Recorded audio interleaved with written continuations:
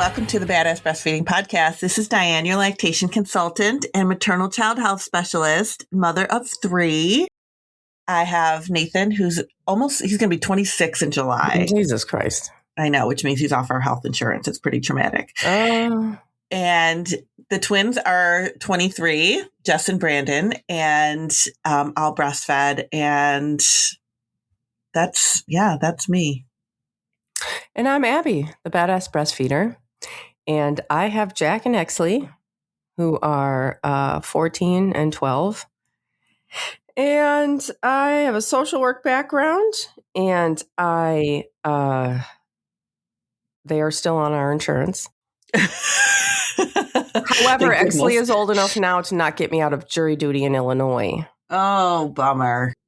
Because in Illinois, and if you live in Illinois, pay attention. It is written, you can Google it. One of the exemptions is you're the primary caregiver of a child under the age of 12. And when they send you your jury summons, you just reply with a letter saying, I'm the primary caregiver of a child 12 and under 12. And you can even cite the number of whatever, the law that says that. Yeah. Which I've been doing for, how old is Jack? I just said he's 14 going on 15 years. And now I'm like, what else? What's my excuse to be now? Because I don't want to do that. Now you're stuck. I don't know. I know it's my civic duty, but anyway. Today's episode is brought to you by Original Sprout. And Original Sprout is still offering all of their styling products for 50% off. But we will hear more from them later. And if you head to badassbreastfeedingpodcast.com, you will find our sponsor page. If you need anything, see if you can give any of them your business, because they make this podcast possible. And it is an elite group of businesses that we have carefully vetted and we have a great relationship with and really support. Also, scroll down and enter your email address and we'll send episodes straight to your inbox every week. And we are on Patreon. And we would love to see you over there getting access to our podcast, Revolution Parenting. The only place to access Revolution Parenting is through our Patreon. And in this podcast, we talk about child development, discipline, boundaries, attachment parenting, and so much more. Head to the link in the show notes, the very top link in the show notes under this episode, wherever you're listening from. And there are 2 tiers, and see which one looks best to you. And we'll see you there. And we're still hosting our ongoing giveaway for people who leave reviews around the internet, specifically on iTunes, but anywhere you can leave a review or stars or anything. Do that, take a screenshot, send it over to badassbreastfeedingpodcast@gmail.com, and we will send you a goodie bag of Thank You for Nursing in Public cards and podcast stickers. Also, we'll send you a goodie bag if you send me a breastfeeding photo that I could share on social media. Thank you very much. Yeah. I love sharing photos. And you can send those to the same email and we'll send you the same goodie bag. And you can say something about yourself or not. Either way. And now Diane has our review of the week. So I have a couple of, I kind of want to read them both, but I can't decide. Should I? They both came from Buzzsprout. Okay, so I'll read them both because they both come with questions. The first one says, hi there. My daughter is 19 months old. She's almost never had a bottle. She only feeds directly from the breast. We share a bed and she feeds all throughout the night. Even though I'm tired, I love breastfeeding. The issue I'm having is with her teeth. I brush her teeth twice a day with non-fluoride toothpaste. She's never had processed sugar and we don't eat a lot of processed food in our house. She has 6 teeth on top and all of them have cavities. The dentist has let me know that I need to wean her off the breast milk, especially at night. Especially at night because that is causing the cavities. I am so upset about this and I don't want to reach out to another mom that I know because I'm so embarrassed. The information about breastfeeding and tooth decay that I'm finding online is all over the place and so conflicting. Is this something that you all have covered in the past? If so, maybe you could direct me to that. Also, breastfeeding is just a regular part of our life, so I don't even know how it's possible to wean at this point. Thank you for your time. And this comes from Asheville, North Carolina. It's just so, we I know, Asheville. I visit Asheville every year. Yeah. We can meet up and I can rant and rant and rant and rant about the information out there about breast milk and teeth. And we do have episodes on this too, by the way. We do. Yeah, we do. Yeah. But maybe not like super recently. So if you're like new to the podcast or whatever, there's so many episodes. 500, coming upon 500, by the way. Yeah. Oh my God. And I always start this rant with, I mean, you can talk too, but I like to say a long time ago, I was at a conference and I saw Dr. Jay Gordon talk. He's a doctor who's also a breastfeeding advocate, supporter, knowledgeable person.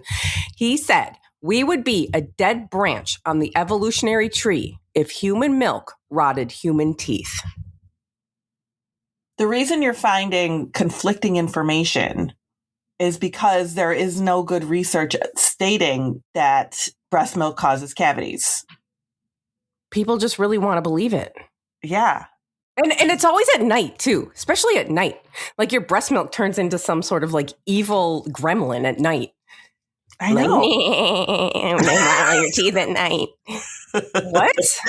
It doesn't make any sense. And don't give me that whole like, well, they're sleeping and it pools. They're fucking babies. They sleep all day. And it doesn't pool in their mouth. It goes down their throat. The breast is past their teeth. It goes down their throat. And it's because breast milk has sugar in it. What? Do we know? Does anybody know that the difference? The same sugar that is in your breast milk is not the same sugar that's in your Snickers bar. I just don't. It's so fucking annoying. I'm sorry. I've just cursed twice and it's supposed to be a clean podcast. It's really ridiculous. I just cannot with this. I'm so sorry. Yeah, I'm so sorry that you're dealing with this because it is really a horrible thing and it must make you feel like a horrible parent to have a dentist tell you it's because of what you're doing. Yeah. Yeah. And I had a friend go through the same thing. Her son, every single tooth that came in literally crumbled. Oh my God. It was awful. I mean, she was just beside herself for the longest time and she was, exclusively breastfeeding and all of this. And she was very, she knew enough at the time to kind of be like, she knew it wasn't the breast milk, but it was so stressful because every tooth is crumbling out of your child's mouth. And so he had to have so much dental work. I mean, I'll tell you, he is 14 now, the most gorgeous boy, healthy teeth, everything. And it's just, it's a terrible thing. It's like, we think it's probably genetic. Humans over time I know that you don't eat a lot of processed food in your house, but like as a species, we've been exposed to so much like processed things. We don't eat from the forest anymore. Mm-hmm. And it has affected our teeth. And there's things that go on, like when you're pregnant, when the baby is developing, that can happen while the teeth are developing, that then make them weaker. There's so many things that can go on. It is not the breast milk. It's just not. It's not. No, it's not the breast milk. And, I'm sorry. We went through this too. My kids had cavities. It's just, you'll get through it. It'll suck, but you'll get through it and keep breastfeeding. Yeah, I'm sorry. I mean, I think if anything, the science shows that it might be helping. Like it could be worse. Yeah. Formula really rots them. I mean, yeah. Like they've put baby teeth in pools of breast milk and pools of formula and the formula rots them. But, it is just remember that, the breast is further back from the teeth. It's not the breast milk's going down her throat. She's not like, you're not rubbing it all along her teeth, coating her teeth with breast milk. Like, I don't know what they think is going on there at night, but it's not what they think it is. No. But it's a very common. It's a very common thing for dentists to say. Yeah, and there's really no. It's I don't know. It's just this common piece of information that they give out because, we're still dealing with misinformation about breast milk that came 100 years ago. Yeah. We're going to have to do an episode on that because this episode is turning into that. I know. Oh my God. Okay. We'll do another episode on that. I'll dig out some new research and stuff. Yeah. Okay. We'll put it on the list. I'm putting it on the list right now. Now, the other one, this one's fun. Hi, Badass Breastfeeders. This is an anonymous listener, and I just wanted to let you know that I love your podcast, and I so appreciate all that you're doing to encourage and empower women to continue on their breastfeeding journey. I recently sent you an email with some of the comments that people have made to me during pregnancy, birth, and postpartum, and I was curious if other people get these kinds of comments and what you think we should do when we receive these kinds of comments. The kind of comments I get is like, oh, your baby's breastfed. Oh, I could never do that because breastfed babies are so skinny and malnourished. Or, oh, your baby's breastfed. I guess you just give him the boob whenever he's crying. Or, oh, your baby's breastfed. You should do formula. What should we do about these comments? I'd love to hear your feedback. Okay. I also want to do a whole episode on this because I did get her email with a whole list of comments that she's gotten, which are insane, by the way. And I would love to post those to the internet and have everybody say what they would say in response. Oh, let's do it. And then do a whole episode. Yes, let's do it. So that's what we're going to do with that. Yeah. And so if you have comments that you get about breastfeeding, also send us the comments that you've gotten and we can add that to the list of people of like what good responses could be. Yeah, we did a response episode once like years ago. We did. It was a long time ago. Yeah. And it's fun. They're so fun. Yeah. But yeah, what was one of the comments that she said? Because I can just offer a comment right now. Response for one. Breastfed babies are so malnourished, skinny and malnourished. Oh my God, what? I know. Mine were I don't know fat. if I could say. Yeah, I know. They were like born. I mean, both my kids were 8 pounds when they were born. Like, what? I don't even know. So then they just shrivel up. I don't know. That's not. Yeah, I don't know. That's not a thing. No. Like, show me a malnourished breastfed baby, and then. Do people think that genetics don't play a role in babies? That babies are just their own entity? I don't know, but we're also so used to seeing formula-fed children that who are just heavier. Yeah, they are. So that's what we're used to seeing. Except, and then when you get to be an adult, then we'll just fat shame everyone. Yeah. I mean, you can't fucking win. Oh my God, I just dropped another. I know, you're out of control today. I'm out of control. All these things are riling me up today. Maybe it's my new office. I'm on fire in my new office. I know. You got it going on. I tell you. So yeah, okay. So we're going to do that episode. That'll be fun. Yeah, I'm putting that on the list.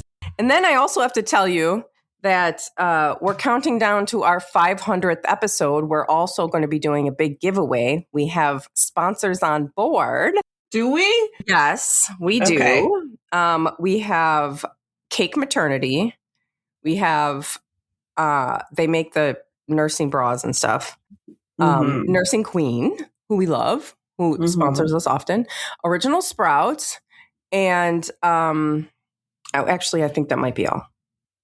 Oh, and if there's more that I can't remember right now, that'll be a surprise. And then there's some surprise things that I have out of my stash of things.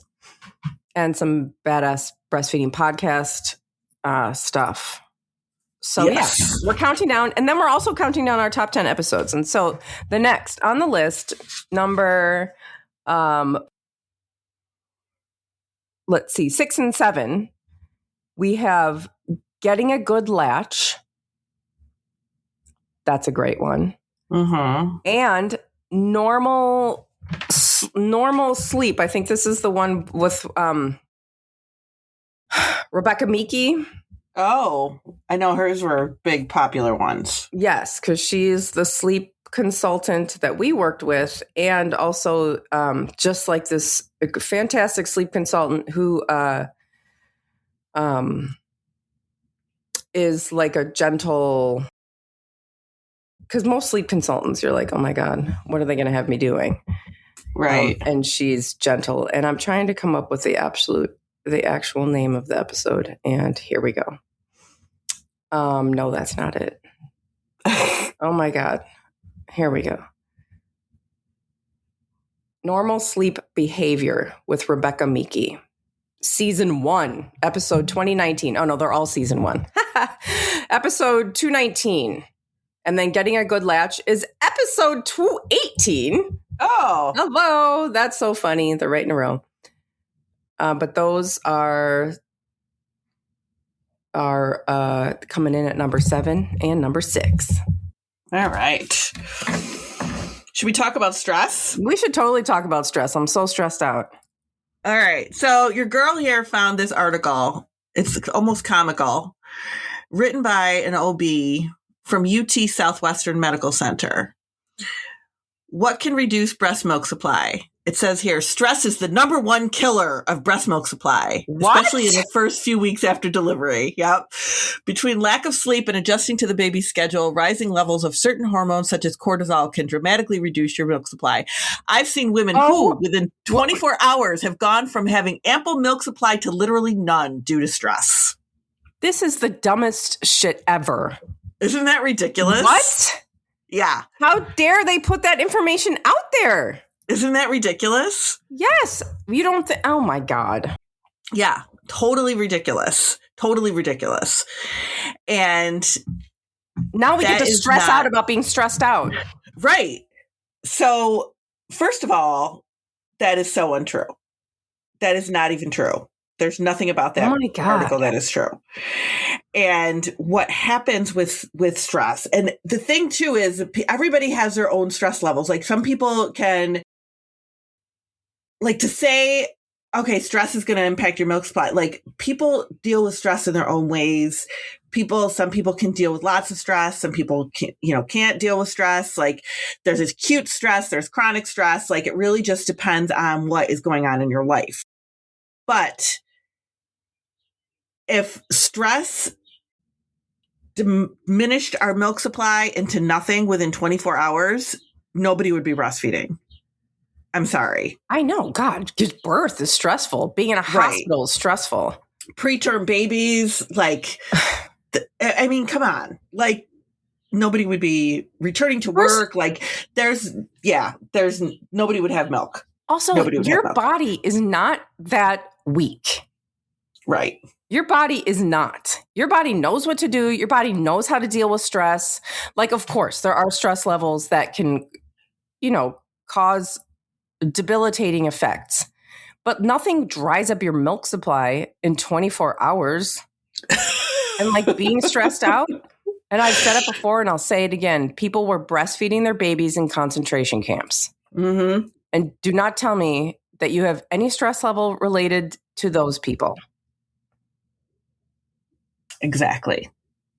So let's take a quick break and hear about Original Sprouts' offer this week. And then I'm going to talk about what really happens with stress and your milk supply. Okay. All right. We'll be right back. Today's episode is brought to you by Original Sprout. And Original Sprout is offering, again this week, the 50% off their styling products. And their styling products are fantastic. I use a lot of these on this list here. We have the Luscious Island Curl Control. I use that. The Classic Curl Calmer. I use that. Sometimes I put multiple curl stuff in my hair just because sometimes there's a magical combination. Mm. And then I'm like, ooh, what did I do? And then I can't remember like the next day when I'm trying to do it again. The Luscious Island Protein Mist. I like that. Yes. I like that too. I like that too. Mm-hmm. There's the Styling Balm. If you use that, my hair, I don't use that. But we have had this in our house actually. So there's 50% off of these styling products. They have different lines, like the classic line and the Luscious Island line. And you can head to originalsprout.com use code BADASS26 and you will get 50% off any of these styling products. Also, part of the styling products is the Miracle Detangler, which tons of parents like because it's detangler on your child's hair.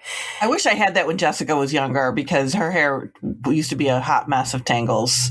Yeah, Exley too. And I finally was just like, look, if you're going to wear your hair long, you have to like comb it every day, multiple times a day. It would just turn into this like, yeah. But yeah, the grab some stuff for yourself and then the Miracle Detangler, 50% off, originalsprout.com, code BADASS26.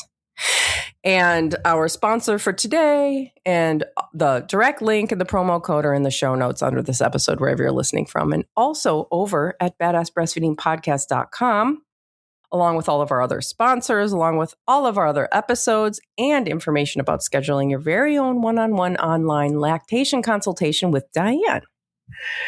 So what really happens with stress is that stress hormones like cortisol and adrenaline, they can actually interfere with oxytocin release. And oxytocin is what triggers your milk ejection. So what can happen is that if you're in a very stressful situation, you might have this happen where it's interfering with your milk letdown, not your supply. Eventually, over time, if it continues to happen over and over and over again, it interferes with your letdown. Your baby's not feeding well because they're not getting milk because the milk's not letting down or it's taking a long time to let down. And you just say, screw it, and you give them a bottle. Then it is going to impact your supply over time. The only time I've ever seen this really happen is when parents return to work and they're in stressful situations when you return to work and they're struggling to pump. That's the only time I've ever seen this really happen.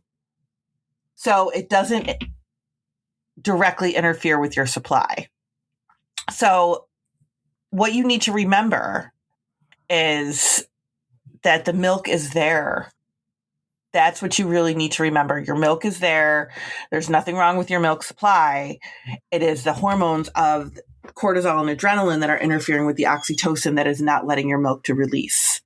So relaxing, doing some, meditation, doing some deep breathing, kind of getting yourself into a different mode where you are trying to kind of relax, that will help you. Your body is very resilient. Mm-hmm. So the other things we need to think about is like, what is causing your stress and how to deal with it. And there's definitely ways like we were saying in the beginning, like everybody has their own stressors. Everybody has their own thing that they are, dealing with that is causing stress to be a problem for them. But there's ways that you can deal with it. So some things that you can do some skin to skin with your baby. That will help to kind of release that oxytocin. Relaxation before pumping. So if you know that pumping is triggering you in a stressful way, trying to relax, get that relaxation going. Because if you know, like if you're like, oh God, I have to pump, nothing's going to come out. This is really stressful for me. Like that's not the way to go about it because you're just going to make it worse. So relaxing before pumping, maybe looking at photos of your baby, videos of your baby. You can be like I said, kind of doing that deep breathing, put yourself in a comfortable environment. Make sure that you are getting help where you need it. If you are kind of one of those people who is like, I'm just doing everything, because sometimes we just do everything and we don't think about it as mothers. And we just kind of like do. And we don't, like we come home from work, we're the ones making dinner, we're getting all the pump stuff washed, we're, getting ready for the next day, you're getting the baby bath, you're doing bedtime. Like have your partner help you with stuff. If you have a partner there, have family members help you with stuff. Lower your expectations too. Like, that is hard. Abby's laughing at me. That It's is so hard. good. Yeah, I love it. Do it. I love to lower expectations. That's so good. It really is. It's so true. Like, to just kind of like live your life, like just live your life. We just want to support the breastfeeding piece. We're not going to say like, oh my God, your stress has to go away completely, because it's not realistic, right? It's just not.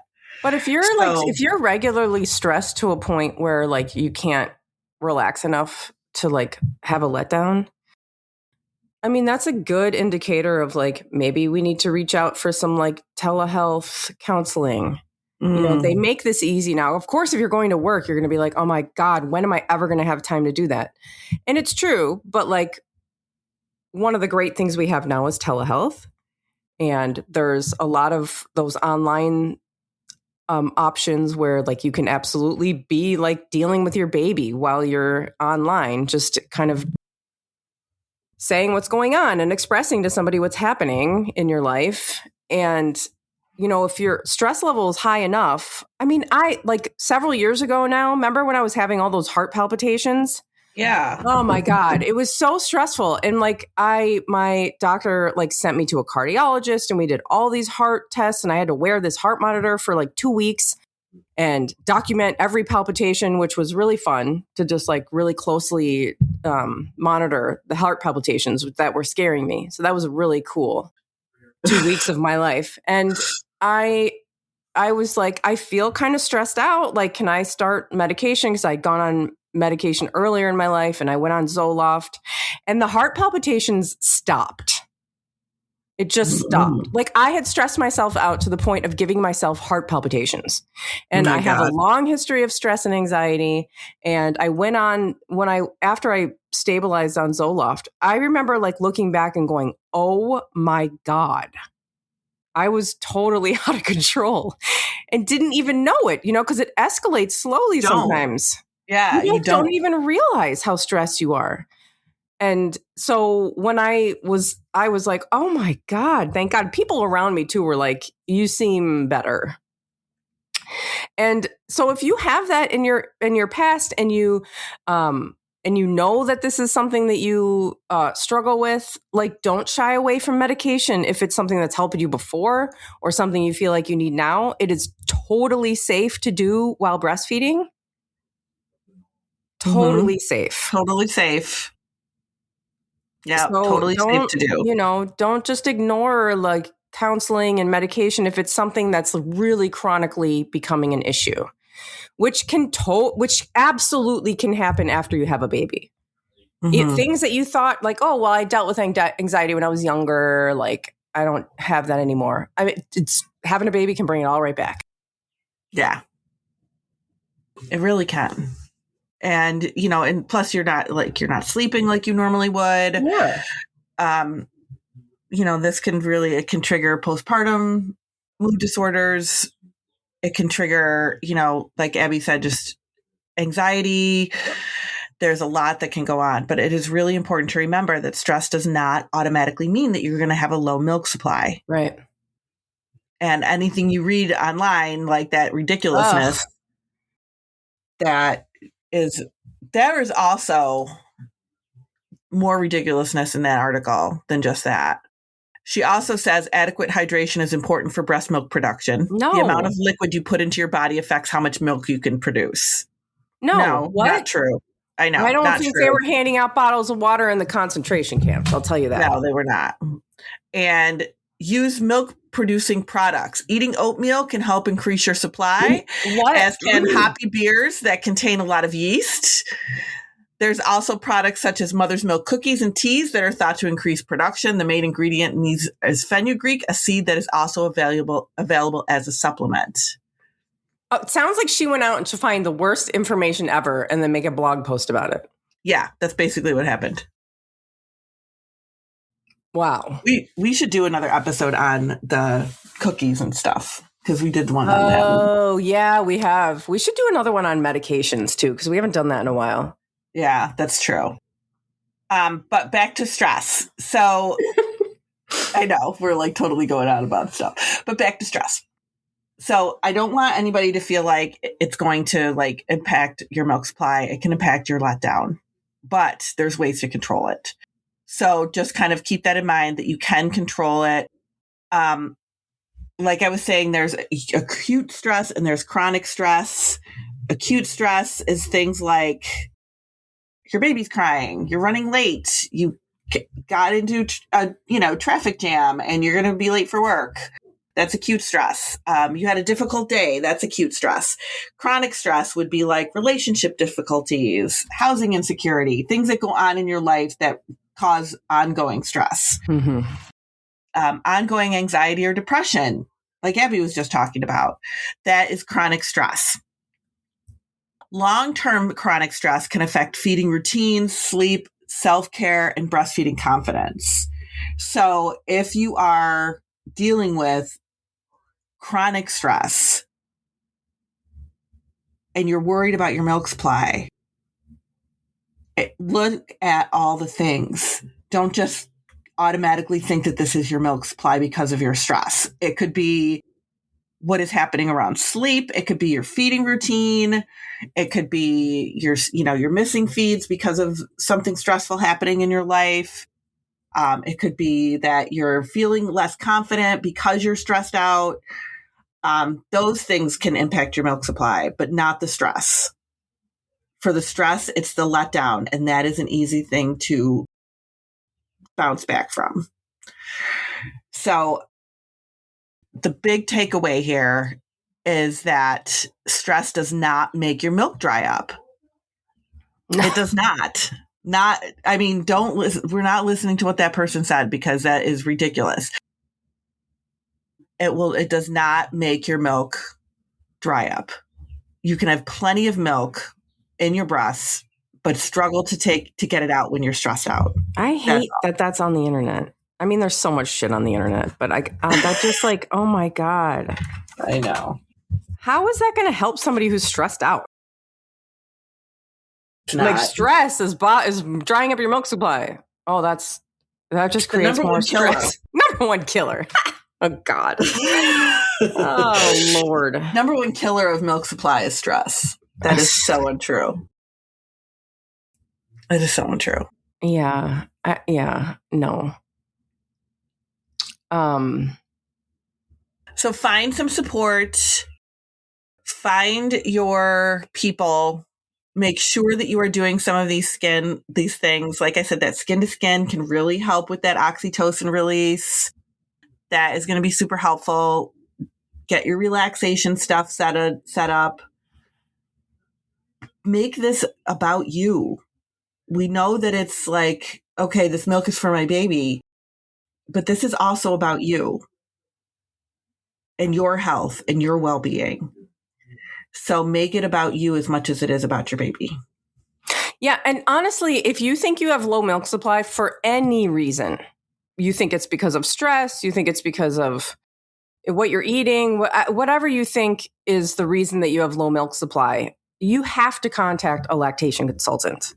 Mm-hmm. If you think you have low milk supply, that should be your cue to contact a lactation consultant. It can be Dianne online. She can do it online. Yeah. You don't have to go anywhere to talk about that, because that is something that can be dealt with. Absolutely. It doesn't mean the end of your breastfeeding relationship. Yeah. But that's it. Well, thank you for listening. Thank you. Bye. Bye.